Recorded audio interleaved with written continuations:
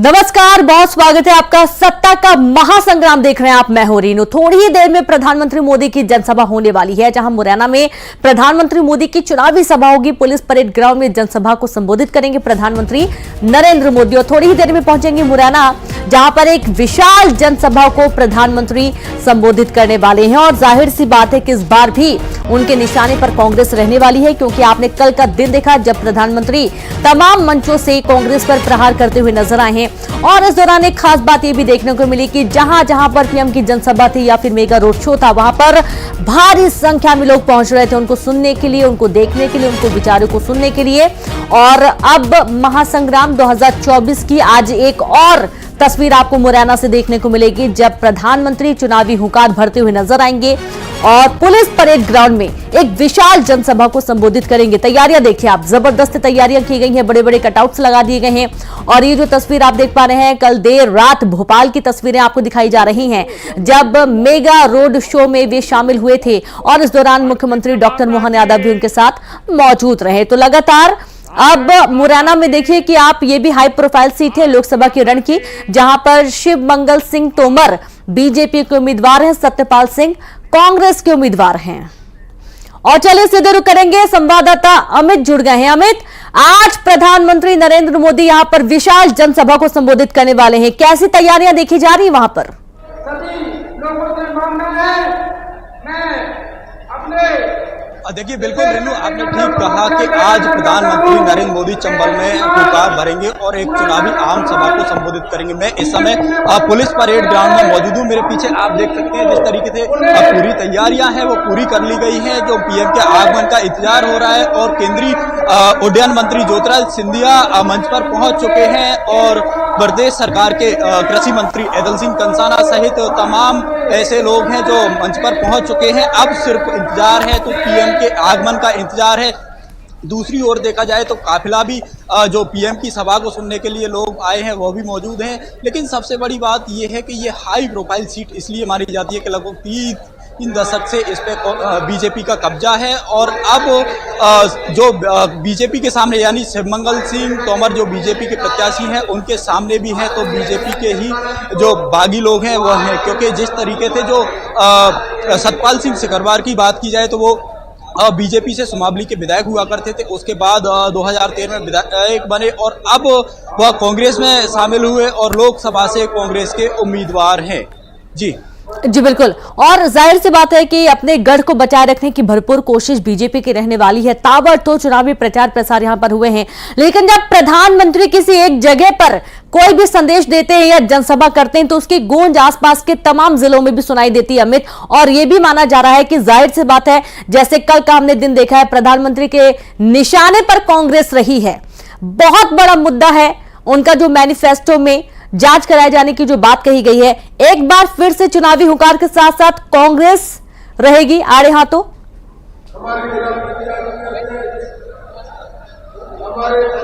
देखिए, बिल्कुल बीजेपी जिस तरीके से जो बीजेपी ने मैनिफेस्टो जारी किया है उसे लेकर के अब प्रधानमंत्री भी अपनी जो प्रदेश सरकार की हो या केंद्र सरकार की हो और अपनी रीति नीतियों से अवगत कराएंगे। और यहाँ से यानी कि मुरैना से, जो मुरैना लोकसभा का दूसरा जिला है, श्योपुर और भिंड सहित ग्वालियर चंबल अंचल के तमाम ऐसे नेता और पब्लिक आएगी, उन सभी को अपनी रीति नीतियों से अवगत कराएंगे। और एक तरीके से कहा जा सकता है कि ग्वालियर चंबल अंचल में जो पीएम का एक विशाल जो सभा है मुरैना पुलिस परेड ग्राउंड के माध्यम से, यहाँ के माध्यम से, यानी कि अब पीएम एक सभा को संबोधित करेंगे। उसके बाद देखा जाएगा कि किस तरीके से लोग बीजेपी के पक्ष में, या फिर कहा जा सकता है कि जो शिवमंगल सिंह तोमर है उसके पक्ष में वोट मांगेंगे पीएम। तो कितना क्या कुछ ये तो मतदान के बाद ही पता चल पाएगा। लेकिन फिलहाल जो जिस तरीके से पीएम आ रहे हैं उनकी तैयारियां पूरी कर ली गई हैं।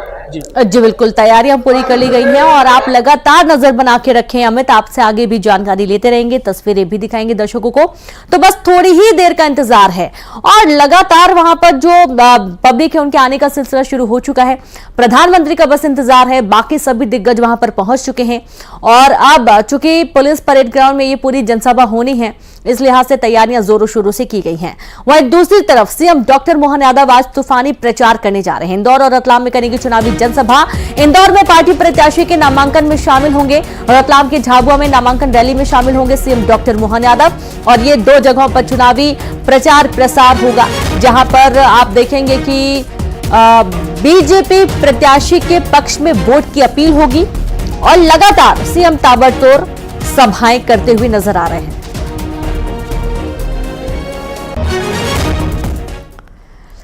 वहीं इंदौर में पूर्व विधायक विशाल पटेल का बड़ा दावा, आज हजारों लोग बीजेपी में होंगे शामिल। विशाल पटेल ने कहा, जो राम को भूल गए उन्हें हम भूल गए।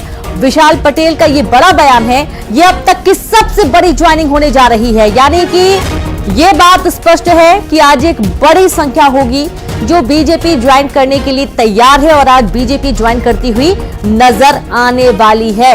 इंदौर से बड़ी खबर आपको दे रहे हैं, हजारों लोग बीजेपी में आज शामिल होने वाले हैं और यह भी विशाल का कहना है कि आज सबसे बड़ी ज्वाइनिंग, विशाल पटेल का कहना है, दावा किया उन्होंने कि अब तक की सबसे बड़ी ज्वाइनिंग आज होने वाली है। विधायक विशाल पटेल और पूर्व विधायक संजय शुक्ला के हजारों समर्थक आज मुख्यमंत्री डॉक्टर मोहन यादव की मौजूदगी में बीजेपी का दामन थामने जा रहे हैं। इस वक्त हमारे साथ में पूर्व विधायक विशाल पटेल भी मौजूद है, सीधा उन्हीं से बात करेंगे। आज आप लोगों के साथ में बड़ी संख्या में लोग बीजेपी में शामिल हो रहे हैं। जी, निश्चित तौर पर कहीं न कहीं राष्ट्र हित को देखते हुए हर एक व्यक्ति की एक इच्छा थी, देपालपुर विधानसभा और 1 नंबर विधानसभा की सभी हजारों की संख्या में लोग आज सम्मिलित होंगे माननीय नरेंद्र मोदी जी के नेतृत्व में और डॉक्टर मोहन यादव जी के नेतृत्व में यहाँ सम्मिलित हो रहे हैं। और कहीं न कहीं हर एक व्यक्ति की एक आस्था और एक विश्वास आदरणीय प्रधानमंत्री जी की सोच पर है कि राष्ट्र हित कैसे हो और हर एक व्यक्ति राष्ट्र निर्माण में जुड़ना चाहता है। अक्षय कांति बम कल उन्होंने नामांकन भरा है, 14 लाख की वो घड़ी पहनते हैं और 3 किलो सोना भी है उनके पत्नी के पास में, ऐसे बहुत सारी डिटेल आई उनकी। अच्छी बात है उनके पास है तो, लेकिन अगर वो राष्ट्र हित की बात करें और कम से कम जन सेवा की अगर वो बात कर रहे हैं तो उन्हें कम से कम ये जनता को समर्पित करना चाहिए, ना कि उनका खुद का जेब भरना चाहिए। और रही बात जिस पार्टी में वो हैं, उस पार्टी का काम ही है उस पार्टी से दुखी होकर हम लोग आए थे। कहीं ना कहीं उन्होंने आम जनता के ऊपर डाका डाला है और ऐसे व्यक्तियों को वो परोस रहे हैं और दे रहे हैं पैसे जो इस देश को तोड़ना चाहते हैं। दावा कर रही बीजेपी कि ये चुनाव तो जीत चुकी है इंदौर से, लेकिन अब आंकड़ों के लिए एक रिकॉर्ड बनाने के लिए ये चुनाव लड़ा जा रहा है और अब की बार वो कह रहे हैं कि 8 लाख पार।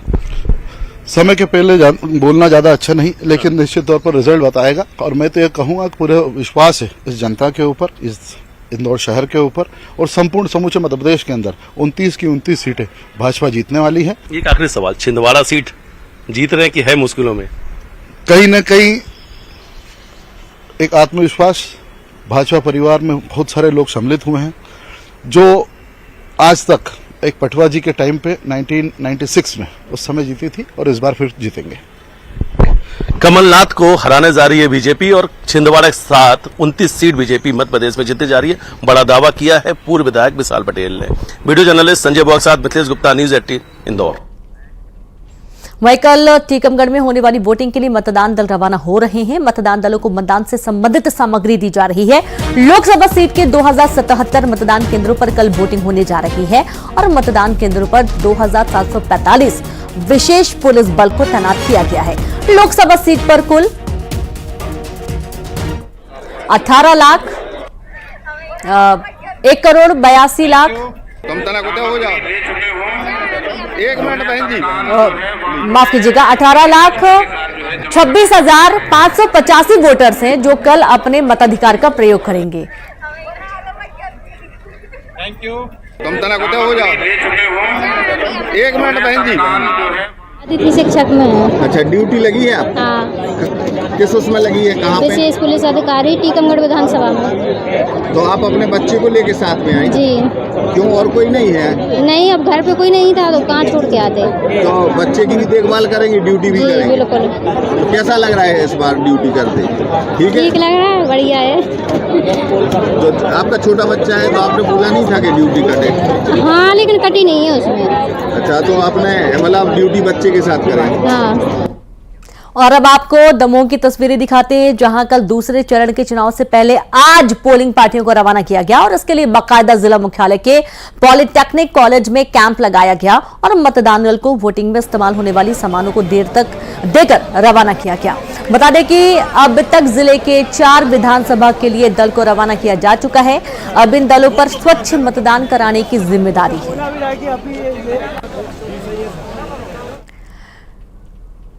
रायपुर से खबर है, जहां कांग्रेस पर अरुण साफ का वार। आम लोगों की संपत्ति पर कांग्रेस की नजर है। कर्नाटक में दिखा कांग्रेस का हिडन एजेंडा, लोगों की संपत्ति मुसलमानों को देने की मंशा है। तीसरी बार प्रधानमंत्री बने जा रहे हैं नरेंद्र मोदी, तो वहीं छत्तीसगढ़ में कांग्रेस का सूपड़ा साफ होगा।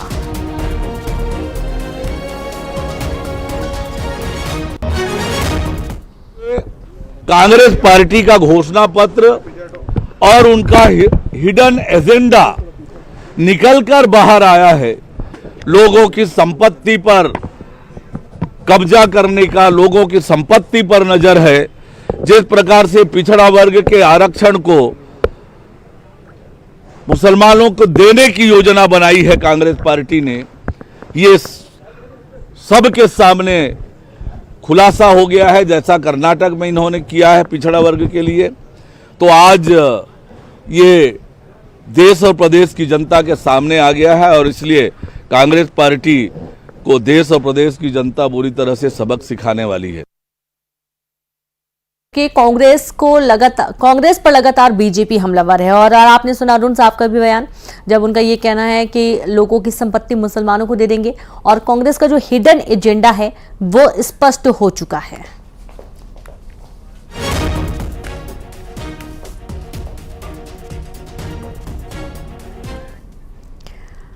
भोपाल में आवारा कुत्तों का आतंक लगातार जारी। कुत्ते ने बच्चे को फिर अपना निशाना बना लिया। मां के साथ जा रहा था मासूम बच्चा, बच्चे पर कुत्ते ने हमला कर दिया। बच्चे को कुत्ते ने लहूलुहान कर दिया है। घटना का सीसीटीवी कैमरे में ये पूरी घटना कैद हो गई है। सीसीटीवी वीडियो सामने आए हैं और चौंका देने वाला ये पूरा घटनाक्रम है, क्योंकि एक मासूम बच्चा जो अपनी मां के साथ जा रहा था, अचानक से कुत्ते ने इस मासूम बच्चे पर हमला कर दिया। बच्चा बुरी तरीके से जख्मी हुआ, लहूलुहान हो गया। घटना सीसीटीवी कैमरे में कैद हो गई है और जो सीसीटीवी सामने आया है वाकई में हैरान करने वाला है कि किस तरीके से खूंखार कुत्ते इलाके में घूमते हैं और किसी पर भी कभी भी हमला कर सकते हैं। सतर्क रहने के साथ साथ जरूरत है थोड़ा अपने साथ आप या तो छोटी सी छड़ी या डंडा लेकर चलिए, क्योंकि आजकल हम हमेशा देख रहे हैं आवारा कुत्तों का आतंक लगातार इलाके में देखा जाता है और कई लोगों को हालांकि डॉग बाइट का शिकार होना पड़ा और एक बार फिर से मासूम बच्चा इसका शिकार हुआ है।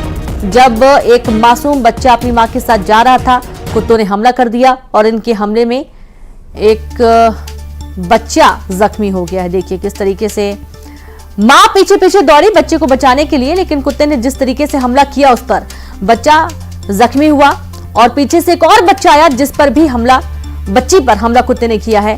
हालांकि वहां पर मौजूद लोग उसको हटाने की कोशिश किए, उसको मारने की कोशिश की, लेकिन जो कुत्ता था वो सब पर हमला करता हुआ नजर आ रहा था। और एक सबसे बड़ी बात यह है कि जो आवारा कुत्ते होते हैं वो भूखे भी रहते हैं।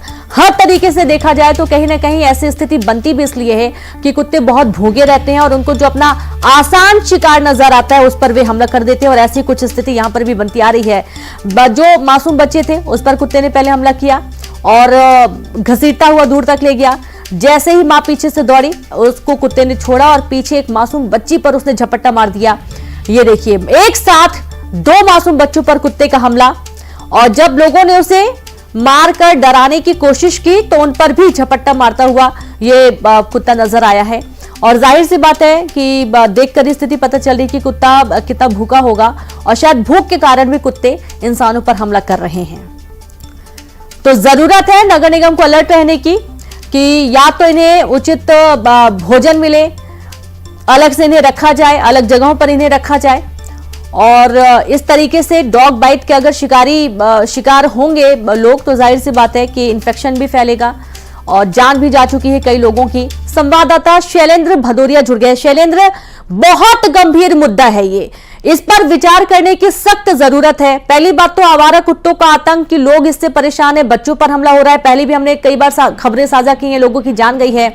लेकिन कुत्ते जो वहां पर घूमते हैं वो काफी भूखे रहते हैं, प्यासे रहते हैं, गर्मी के दिन चल रहे हैं और मजबूरी भी उनकी हो जाती है कि वो जिसको अपना ऐसा शिकार समझते हैं जिससे वो जीत सकते हैं या जिस पर हमला कर सकते हैं उस पर वो हमला कर देते हैं। तो बहुत जरूरत है इस पर विचार करने की। शैलेंद्र, बिल्कुल आपने ठीक कहा कि राजधानी भोपाल में लगातार डॉग बाइट्स के मामले बढ़ते जा रहे हैं। खासकर जो मासूम बच्चे हैं उनको ये कुत्ते जो है वो अपना शिकार बना रहे हैं। जिस तरीके से पूरा घटनाक्रम राजधानी भोपाल के जहांगीराबाद इलाके से सामने आया, जब एक छोटा बच्चा अपनी मां के साथ जा रहा था, उसी दौरान जो है वो कुत्ते ने उस पर झपट्टा मारकर उसको जमीन पर गिरा दिया और उसको लहू लुहान कर दिया। जब तक उसकी मां उसके पास तक पहुंच पा रही तब तक वो बच्चे को जख्मी कर चुका था। और इसके पहले भी हमने देखा कि कुछ दिनों पहले जो शर्मीनाल इलाके में एक मासूम बच्चे को कुत्तों ने इतनी बुरी तरीके से नोचा था कि उसकी मौत हो गई थी। उसके बाद और भी दूसरे इलाकों से कई तरह की खबरें आई थी कि जब मासूम जो घर के बाहर खेल रहे थे उनको आवारा कुत्तों ने अपना निशाना बनाया था। तो हालांकि नगर निगम के तमाम अपने दावे रहते हैं कि वो नसबंदी सहित तमाम जो तैयारियां हैं वो कर रहे हैं ताकि लोग डॉग बाइट का शिकार ना हो, लेकिन लगातार इस तरह की शिकायतें भी मिल रही है। हालांकि जो एनिमल लवर्स है उनका साफ तौर पर कहना है कि जब तक कुत्ते भूखे रहेंगे, उनको पर्याप्त भरण पोषण नहीं मिलेगा, वो इस तरह का शिकार करते रहेंगे। इसीलिए लोगों से भी अपील की जाती है कि जो आवारा कुत्ते उनको कुछ खाने पीने के लिए देते रहिए ताकि वह इस तरह के मासूम बच्चों का अपना शिकार ना बनाए। जी बिल्कुल, और ये बहुत गंभीर मुद्दा हो चुका है और अपने आसपास अगर शांति व्यवस्था चाहिए तो जाहिर सी बात है जो आवारा कुत्ते उनको आप 1-2 रोटी देते रहिए ताकि उनका पेट भी भरता रहे। पानी की व्यवस्था अपने घर के बाहर करते रहिए ताकि वो पानी भी पीते रहे। गर्मी बहुत ज्यादा। बहुत शुक्रिया आपका शैलेंद्र तमाम जानकारी साझा करने के लिए। धार के मध्य प्रदेश ग्रामीण बैंक में आग लग गई। आग की चपेट में आया मैनेजर का केबिन, जहां कई महत्वपूर्ण दस्तावेज जलकर खाक हो गए। शॉर्ट सर्किट से आग लगी थी। दमकल की गाड़ियों ने आग पर काबू पाया और ये कुछ तस्वीरें आपको दिखाएंगे धार में जब आग लगी। दरअसल ग्रामीण बैंक में आग लगी थी। आग की चपेट में मैनेजर का केबिन भी आ चुका है। कई महत्वपूर्ण दस्तावेज भी जलकर खाक हो चुके हैं। शॉर्ट सर्किट से आग लगने की बात कही जा रही है। दमकल की गाड़ियों ने आग पर काबू पाया। हाल में तो उन्हें क्या हुआ, बाहर जाके देखा तो इधर आग लगी।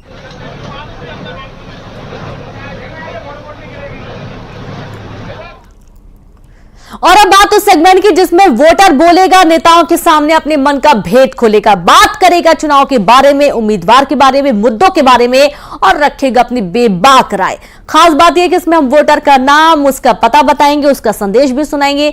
तो आइए देखते हैं, इसकी शुरुआत करते हैं। वोटर बोलता है में वोटर की क्या है राय खास। चाहते हैं कि जनहितों में काम होना चाहिए, जैसे नर्मदा हुई, हमारे रेलवे का ये हुआ कि रेलवे का काम मतलब आ रही तो कब आ रही है, इतनी दिनों गति से चल रही है कि उसका कुछ हल ही नहीं है। उसको भी स्पीड आना चाहिए जिससे हमारा रोजगार पैदा हो, जिससे हमारी यहाँ समस्या है वो हो, समस्याओं का हल हो, पूरे धार के लिए सुधार कर सके, अच्छे काम कर सके, युवा को रोजगार दे, काम दे, कम से कम कुछ अच्छे और पानी वानी की सब सुविधा हो। बस यही चाहते हैं कि सबकी सुने। और सबसे प्रमुख समस्या धार शहर की जल, तो नर्मदा जी का जो जल है वो धार में जल्द से जल्द लाया जाए। अभी तक तो सभी जितने भी नेता है ऊपर से लेकर नीचे तक, छोटे बड़े सभी आश्वासन देता है कि आज नर्मदा जी आएगी, बाकी अभी तक आने का कोई पता नहीं है। समस्या बहुत सारी है, जैसे रोड है, मकान है, क्या स्वच्छता का भी है, साफ सफाई वगैरह में है। तो इसी सांसद चाहते हैं कि वो ऐसा काम, हमारा काम हो जाए। और एक छोटा सा ब्रेक, देखते रहिए न्यूज़ 18 MP 36।